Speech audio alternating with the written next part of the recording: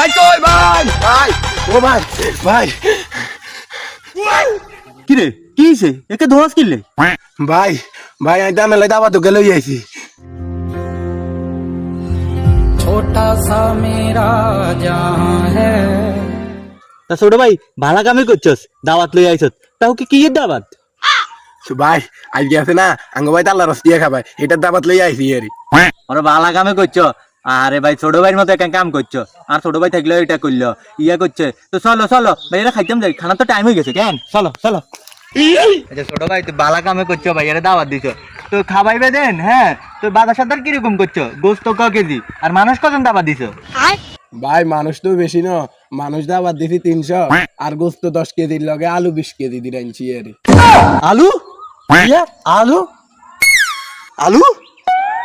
ইয়া আলু আলু ভাই আলু এরি